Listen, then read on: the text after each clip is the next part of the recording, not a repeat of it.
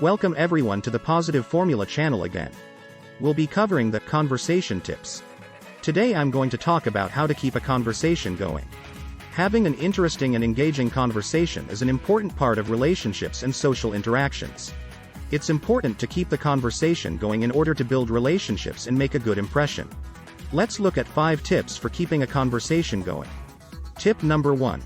Ask open-ended questions. When you ask open-ended questions, it encourages the other person to share more information and keeps the conversation going. For example, instead of asking, "Do you like Italian food?" you could ask, "What types of food do you like?" Tip number 2. Show interest. When you show interest in what someone else is saying, it encourages them to keep talking.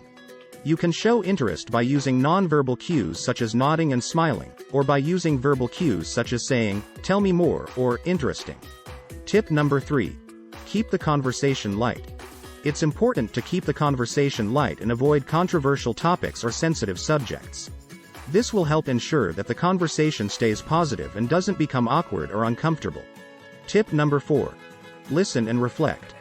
Listening and reflecting on what the other person has said will show that you are engaged in the conversation and will encourage them to keep talking. You can reflect by repeating back what they said or by asking follow-up questions. Tip number 5.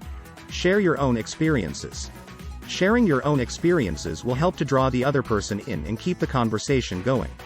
For example, if the other person is talking about hiking, you could share your own experience of hiking. So, those are my 5 tips for keeping a conversation going. Remember, it's all about making the other person feel heard and understood. Thanks for watching, and if you have any questions, leave them in the comments below.